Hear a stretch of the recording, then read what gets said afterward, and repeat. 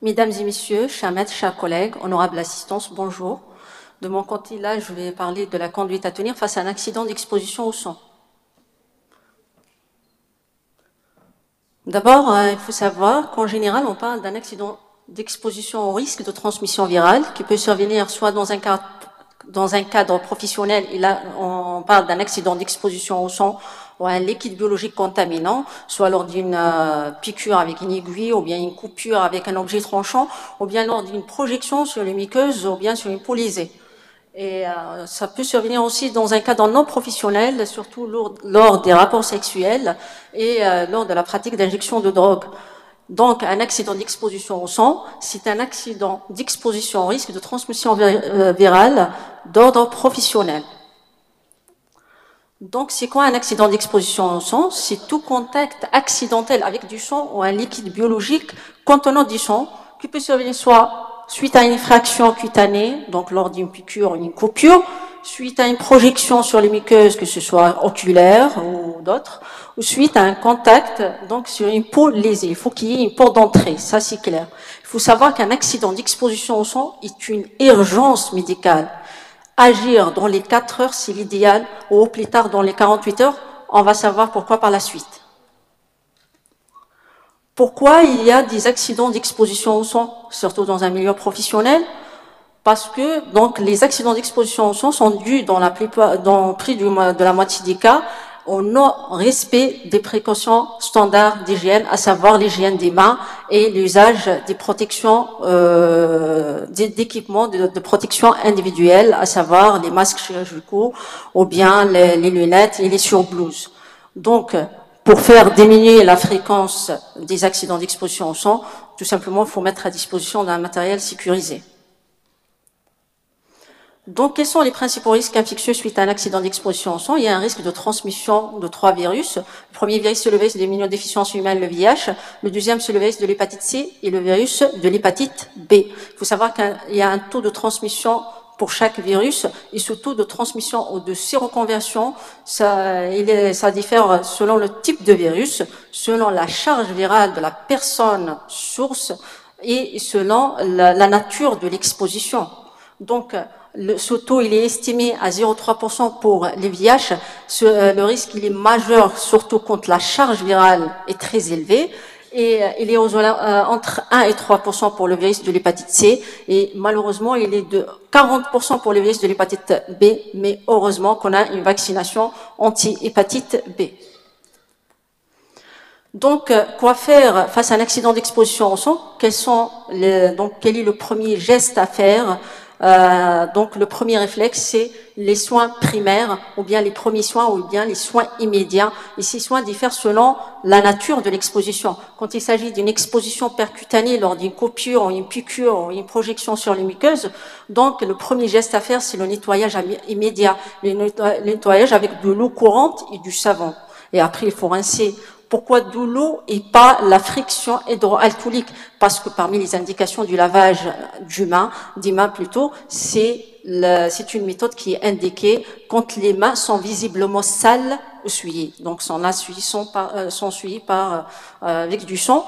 Donc, il n'y a pas d'indication de la friction hydroalcoolique parce que c'est une méthode de choix pour la pratique d'antisepsie des mains de routine. Donc, après ça, on applique un antiseptique. L'idéal, c'est d'appliquer l'eau de javel diluée. J'ai dit bien diluée. Il ne faut pas utiliser de l'eau de javel pure. Ça va irriter encore la peau, ce qui augmente encore la transmission. Donc, il faut faire attention. La deuxième solution du choix, c'est la solution du Daquin.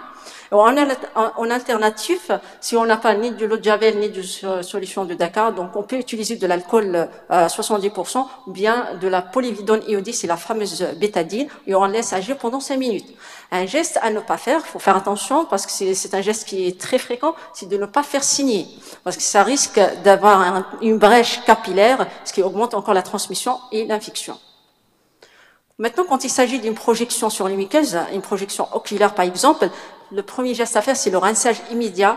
Donc, c'est un rinçage qui est immédiat, abondant et prolongé. Donc, pendant 5 minutes, voire même pendant 10 minutes.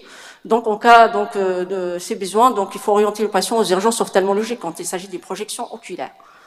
Donc, bien sûr, le rinçage, c'est avec de l'eau ou du sérum physiologique. Donc, premier geste à faire, n'oubliez pas, c'est les soins primaires. Maintenant, il faut consulter aux urgences ou bien au service de maladies infectieuses. Et là, vous allez trouver un médecin référent qui va conduire la prise en charge. Donc, le médecin référent, qu'est-ce qu'il va faire? Il va évaluer le risque et la nature de l'exposition. Il va documenter ou rechercher le statut sérologique de la personne source. Devant chaque accident d'exposition au sang, il y a la personne source, il y a la personne exposée ou bien la victime. Donc, comment on va évaluer le risque de l'exposition?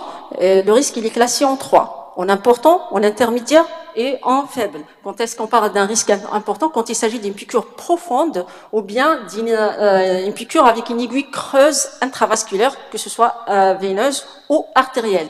Quand est-ce qu'on parle d'un risque intermédiaire? C'est quand il s'agit d'une piqûre avec un bistouri, une coupure plutôt avec un bistouri, ou bien une piqûre cette fois-ci par une aiguille intramusculaire ou sous-cutanée, ou bien une piqûre avec une aiguille pleine, par exemple les aiguilles à suture.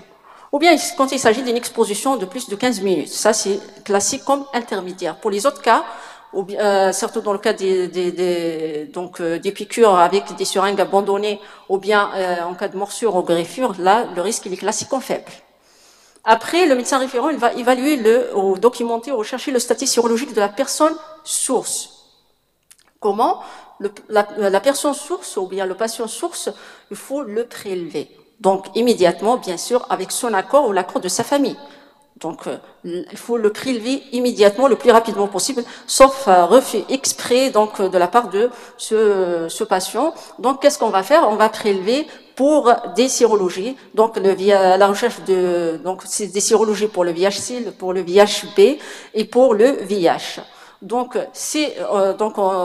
après, on va analyser donc l'échantillon du sang pour faire une sérologie de VIH. Si la sérologie elle est positive, on complète immédiatement par une charge virale.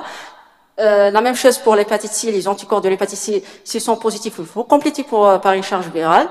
Et pour ce qui concerne l'hépatite B, il faut savoir si la victime ou bien la personne exposée, si elle est immunisée ou pas. Ça veut dire si elle est vaccinée déjà contre l'hépatite B ou pas.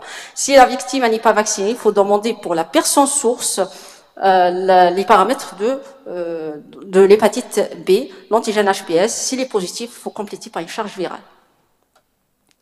Maintenant, ce qui nous concerne, c'est la personne exposée. Quoi faire donc après l'accident d'exposition au sang? Il y a toujours une conduite à tenir, il y a un traitement, ce qu'on appelle prophylactique, et ce traitement, donc, il est différent selon le risque de transmission. Quand il s'agit, donc, pour la gestion du risque de transmission du virus dans l'immunodéficience humaine, le VIH, heureusement qu'il y a un traitement post-exposition. TPE, c'est un traitement antirétroviral post-exposition, c'est un traitement prophylactique post-exposition. Donc, au mieux à donner dans les 4 heures ou plus tard dans les 48 heures. Vous savez maintenant pourquoi il s'agit d'une urgence médicale, parce qu'au-delà de 48 heures, le traitement, la mise en route de traitement sera inefficace, probablement inefficace, et ça peut même donner des effets secondaires par la suite. Donc, la victime, il faut savoir que la victime, elle est aussi libre d'accepter de prendre ou pas le traitement. On ne peut pas l'obliger à prendre le traitement. Elle est libre pour choisir de prendre ou non le traitement. Et une fois la victime accepte de prendre le traitement, il faut l'informer sur les risques de traitement, surtout les effets secondaires, sur les bénéfices et surtout sur les modalités de surveillance. Interdiction aussi du don du sang durant la période de suivi et les rapports sexuels doivent être protégés. Maintenant, c'est quoi ce traitement antirétroviral? C'est une trithérapie. On donne du tenofovir, l'emtricitabine et la rilpivirine.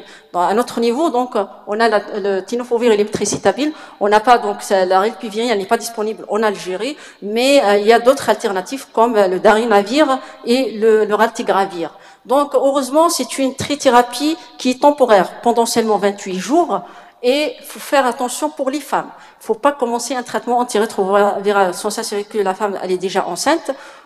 Il faut accompagner donc toujours le traitement antirétroviral avec donc une contraception de préférence mécanique. Pourquoi? Une contraception, déjà il faut s'assurer, il faut associer le traitement antirétroviral avec une contraception. Pourquoi? Afin de ne pas initier une grossesse en situation d'infection non contrôlée. Donc pourquoi une contraception mécanique et pas chimique? Pour éviter toute interaction médicamenteuse avec le traitement antirétroviral.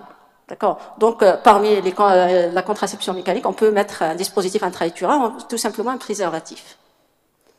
Donc, est-ce que le traitement antirétroviral est indiqué pour tous les cas? Non. Le traitement, il est indiqué surtout quand le statut de la personne source, elle est positive pour le VIH. On a dit quand c'est positif, on complète par la charge virale. Donc, le traitement, il est indiqué surtout quand la charge virale, elle est détectable, surtout quand il s'agit d'un risque important et intermédiaire. Il est indiqué aussi quand le statut est inconnu, dans le cas où le patient refuse de faire le prélèvement. Donc, il est indiqué surtout quand il s'agit d'un risque important. Pour le risque intermédiaire, moi personnellement, je suis pas d'accord. Donc, pour moi, donc je donne même le traitement quand il s'agit d'un statut inconnu avec risque intermédiaire. Le traitement, il n'est pas indiqué quand la charge virale, elle est bien sûr quand le patient il est négatif pour le VIH. Quand la charge virale, quand le patient est positif pour le VIH et la charge virale elle est positive. Donc, le traitement, la charge virale, elle est indétectable plutôt, donc le traitement n'est pas indiqué, quel que soit le risque, important, faible ou intermédiaire. Il n'est pas encore aussi indiqué quand il s'agit d'un risque faible, quel que soit donc le statut sérologique du patient source. Donc, après le traitement, donc si la personne exposée refuse de prendre le traitement, donc il y a toujours un suivi. Il faut demander une sérologie VIH, même donc si la personne source, la personne exposée plutôt refuse de prendre le traitement, la sérologie doit être faite à 6 semaines et 3 mois de l'accident. Quand la victime accepte de prendre le traitement, le suivi il est décalé. Pourquoi? Parce que l'infection peut survenir exceptionnellement sous traitement et elle est alors d'apparition retardée. Donc on décale le suivi. C'est bon, donc pour le VIH, c'est un traitement post-exposition. Maintenant, pour l'hépatite C, la gestion du risque de transmission de virus de l'hépatite C, malheureusement, il n'y a pas de prophylaxie, il y a juste un suivi qui est un suivi clinique et un suivi biologique. Clinique, il faut informer le patient sur tous les signes d'une hépatite C aiguë. Par contre, pour le suivi biologique, il faut demander les paramètres biologiques, donc hépatiques, surtout les transaminases ou bien les aminotransférases, et les anticorps de l'hépatite C, et il faut compléter même par une charge virale de l'hépatite C, donc à 6 semaines de l'accident et à 3 mois de l'accident. Donc pour l'hépatite C, il y a juste un suivi, il n'y a pas de traitement prophylactique. Là, pour l'hépatite B, donc il y a une sérovaccination, la sérothérapie et la vaccination. Donc qui est indiquée surtout pour les personnes, donc la personne exposée quand elle n'est pas vaccinée contre l'hépatite B, ou bien elle est vaccinée avec un titre d'anticorps anti-HBS qui n'est pas protecteur, ça veut dire inférieur à 10. On la considère comme elle n'est pas donc vaccinée. On indique la vaccination associée à une sérothérapie. Donc la vaccination le jour de l'accident, à 3 mois, donc un rappel à 3 mois et à 6 mois. Bien sûr, la sérothérapie, c'est une injection sur place de 500 unités d'immunoglobulines. Le suivi aussi, même après la vaccination, on surveille, on demande les paramètres de l'hépatite B, surtout, on demande pas uniquement l'antigène HBS. Pourquoi? On demande l'antigène HBS, les anticorps anti-HBC, IgM et IgG et les anticorps anti-HBS.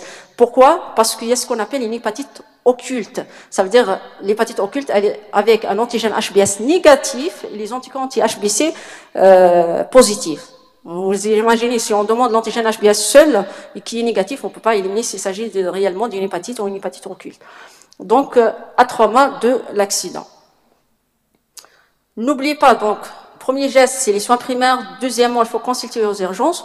Et troisièmement, n'oubliez pas la déclaration. C'est un accident du travail. Il faut déclarer au service de médecine de travail immédiatement, donc dans les 48 heures. Et le médecin va rédiger par la suite donc un certificat médical notifiant toutes les circonstances de l'accident, qu'il s'agit d'un accident avec un risque de transmission virale, et là donc avec un suivi plus ou moins prolongé. Et une chose, j'attire votre attention sur, il faut toujours prélever même la personne exposée. Peut-être la personne exposée, donc il faut prélever pour des sérologies. Des sérologies attestant l'absence déjà de l'infection avant même l'accident. Peut-être la personne exposée, elle a déjà une hépatite B ou une hépatite C ou une infection à VIH. Donc, à faire, donc demander les sérologies dans les 7 jours suivant l'accident. Donc, au total, 3 messages clés. Donc, suite à un accident d'exposition au sang, en urgence, c'est des premiers soins à faire dans l'heure prendre un avis médical pour évaluer le risque infectieux et mettre en place un traitement prophylactique si besoin, donc selon le cas. Et dans les 48 heures, n'oubliez pas de déclarer un accident d'exposition au sang, c'est un accident professionnel au service de médecine de travail. Et merci pour votre attention.